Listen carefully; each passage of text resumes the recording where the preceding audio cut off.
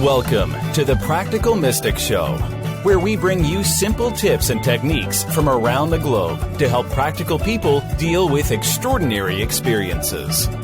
And now, your favorite scientist, shaman, and sacred clown, and also the show's host, Janine Bolin. Hello, and welcome to Walking the Medicine Wheel with Shamans. Today, we are continuing this episode where we have Reno LongMoons, who is with us, who identifies with the Seneca and the Cherokee Nations, among many others that she's had the opportunity and pleasure to work with. But we are very grateful that she's brought to us her wheel and how she goes about walking the medicine wheel. And in this episode, we're going to talk about the South Gate. So, Reno, if you don't mind sharing with us a little bit about what it means to be in the South Gate and what's happening when you are coaching someone in that particular area of the wheel. Thanks, Janine. Yeah, when we're in the South Gate, that's a place of trust and innocence. And that's where we allow ourselves to be vulnerable as well. So when I walk into that South Gate, I know that all my trust and expectations I am laying at the feet of Spirit and saying, okay, here's what I need from you, and here's what I'm giving to you. And it's a place for me to kind of just release some things and discuss, open discussion with Spirit about whatever is going on. And believing. I mean, I think believing happens as you're innocent, as a child would believe. You know, it's like, oh, this is magic, and I believe in magic. You know what I'm saying? So that's a wonderful place, because in that, it's also an action place. Whether you're releasing something or whether you're getting a message that helps you to motivate you or move you forward in some way. So the South is a really important place. When I'm with my clients, that's what we look at. We come into the South and we look at what Spirit is revealing and opening us up to. And while we're in our vulnerable state in the South and listening to releasing certain things or finding a new perspective and not being afraid of it. I've always enjoyed the different colors of the wheel as well as the different colors of the different phases. So in the wheel that I was gifted with, the South is blue, but for you, the South is red. And it's very appropriate that that would be the place of the child, right? That first chakra for those who follow that kind of paradigm.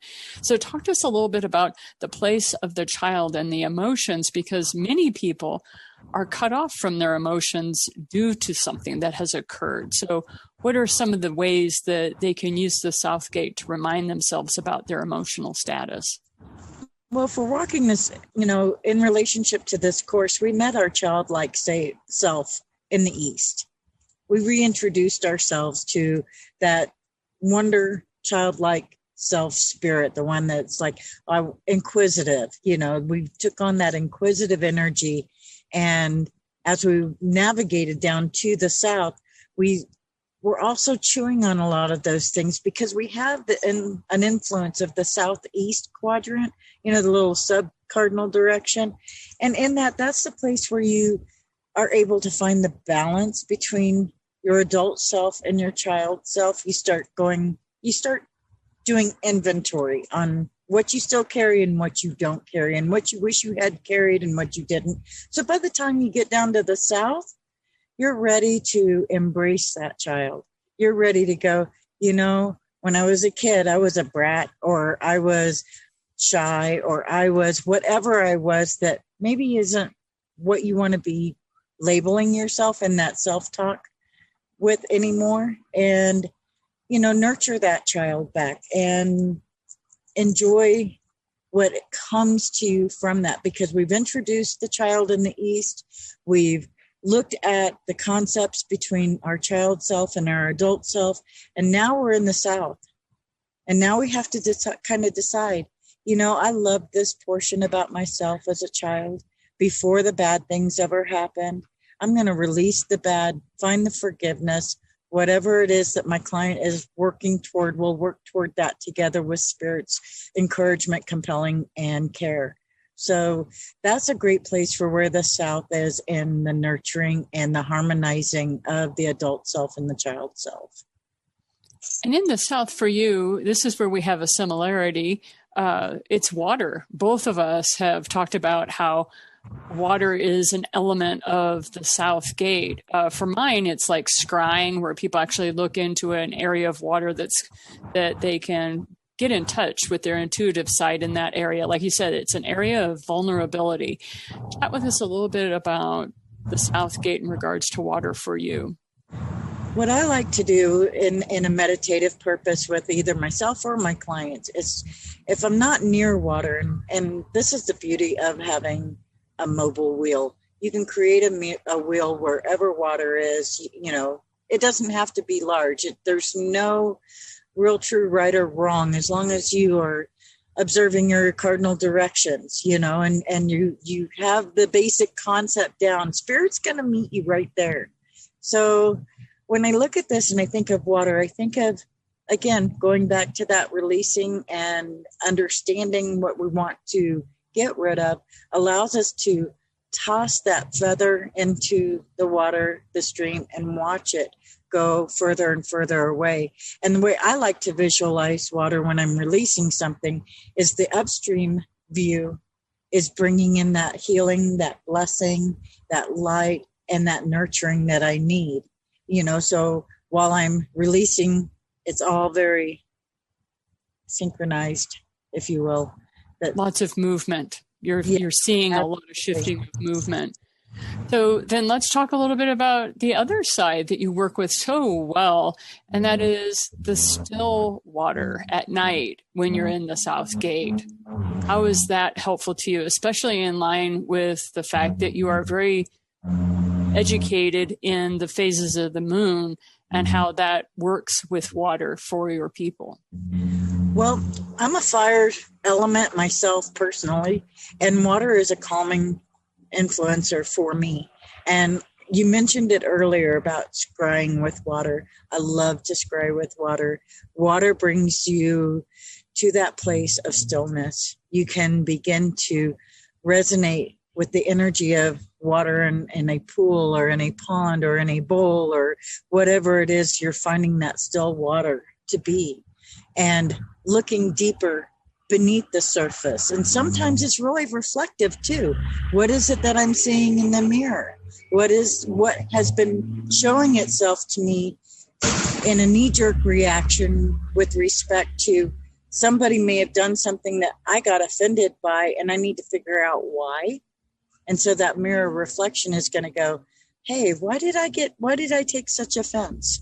And then that's the place to start digging deeper or swimming deeper into those places. And that's what I use the still water for. How does the South Gate work with your paradigm regarding people and their dreams, whether it's their dreams that they've given up on or if they're dreams in their subconscious state? Is there any work that you do in that region for this particular area? Again, it goes back to whenever I've done some dream analysis with clients that, with regard to gridding them out on a mental visual wheel, is that when that South presents itself, that, once you've learned this wheel, it also helps to interpret what your dreams may be when it comes to specific direction. And in the South, again, it's trust issues, it's vulnerability, it's, all of those things. And it's a motivator place. And it's the halfway mark between where on my wheel that we walked in on. That's a great time for reflection and for a time to take an assessment of where you've been so far and what worked and what you might want to try for the next half of this journey. And that's a great way of stating it, because you enter your wheel from the north. When you're walking near the south, then that is the time of reflection, because so many people think you have to complete a project. You have to complete a whole cycle before you reflect. And I love the fact that that is not at all the case from your paradigm, your perspective. Exactly. I think, being aware of where you've been and where you're going and knowing where you want to be are all very powerful tools. And if the medicine wheel can help you focus and hone in on those tools, I'm here to help. Exactly. And so when you're standing in the South and you feel like completion is near for that particular phase and people are then pivoted and turning toward the West, what are some last instructions or last minute details that you hope that people will carry with them as they get ready to move toward the West? The South is a really great resting and renewal place as well, because as you're releasing either with still water, flowing water, or even just knowing that you're at the halfway point, that's also motivating. So it's a time to just rest, reflect, and rejuvenate yourself for the next half. Because as we walk in, and we've already realized from the first half what we needed to let go of and start working on honing and fine-tuning for the second half, we're going to find that there's still some more things that we'll be releasing once we do reach the West. Especially if they're standing at a river like you recommend, or a stream or something like that. There's stuff you're releasing, but there's also stuff coming in that you may want to process a little bit more before we start moving to the West Gate. Right. That makes total sense to me. Well, as we wrap up the South Gate, is there anything else that you would like to talk about as far as trust? Because people talk a lot about, I have trust issues. I have trust issues. Well, people are very good at identifying the issues. How are you finding people best move into a place of trust? That's a phenomenal question, because each person has hurts and pains and fears that happen in that trust. And I think identifying first why you're afraid of trusting, or based on what hurts you've been dealt in the past, finding how to forgive to begin opening that trust door. It's a process, and it's not something you fix just overnight, but it begins with looking at what's inside. And that's again, perfect place is in the South when we're doing that, is that spot of reflection and figuring out where we need to begin, what hurt us the most. So the Buddhists that I have worked with, when they start working with water and they start talking about trust and that childlike innocence, as they say, as you get ready to move into an activity after you come out of a place of rest, it's a time that you move into that place of trust and that childlike abandon of just the joy of the journey and moving into that they talk about self-forgiveness, because if you don't forgive yourself for going through that experience or for not stopping that experience or what have you, I would love your perspective on that form of healing.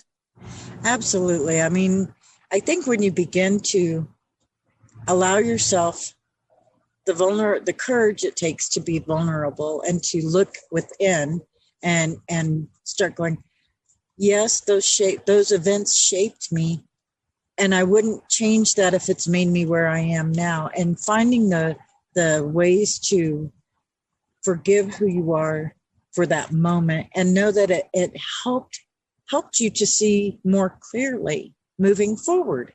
We all have a tendency in some way, shape, or form of getting locked down into, but so-and-so did this to me, and, or other negative energies may present themselves to keep us from focusing on what needs to be healed and forgiven within your own spirit.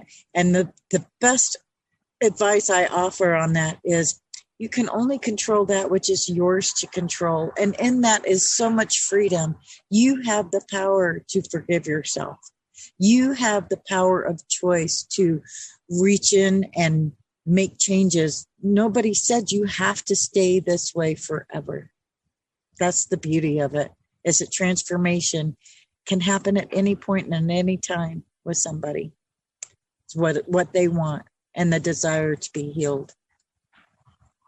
I think that's one of the things I enjoy the most, is how fast people can change when they allow the change, when they're not resisting it. And then you start to see people really blossom into the person they really are, as opposed to the one that they were presenting because they were protecting themselves. So forgiveness and trust are almost hand in hand. Before we leave this section of the wheel, is there anything else you want to talk about as far as the emotions, trust, innocence, and forgiveness? It's a lot of big topics, but I figure you have a few bits. And they can run very, very deep as well. But one of the things that I want us to kind of remember, and this is going back more to the Toltec way, is that some of the things that we carry with us are more implied behaviors, and I use that term very loosely, because we were raised to believe a certain thing as a child. And so now that we're actually marrying up the child self and the adult self, some of those things are no longer going to present as viable for you where you are right now. So when my parents said, be good, always be good, and you'll get a cookie or whatever the reward system may have been, that doesn't work for me now. My dad is passed over and I can't go and get a cookie from my mom, and I'm an adult and I should be getting my own cookies, right? Right. So, yeah, I think we hit that spot where we want to buy our own cookies. Right. I agree. Whether it's flowers or a day at the spa, or you just really want that 4-wheel ATV, whatever it is, we want to buy our own, man. Yeah, I understand that. Well, thank you so much for your time today, Reno. How can somebody get a hold of you if they would be interested in chatting with you a bit more about what you know? I can be reached by phone at 303-522-6265, but probably the best way to reach out to me is either email, RenoLongMoons@gmail, through Facebook, or my website, hollowboneartistry.com. Yeah, I think Hollow Bone Artistry, that's where you'll learn a lot more about what Reno does, the way that she created a women's retreat in a box.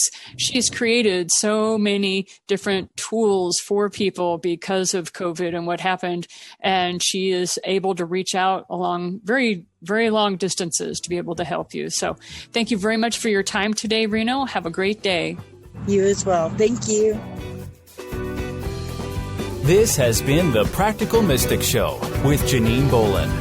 For show notes, resources, and more, visit the8gates.com. Thanks for listening.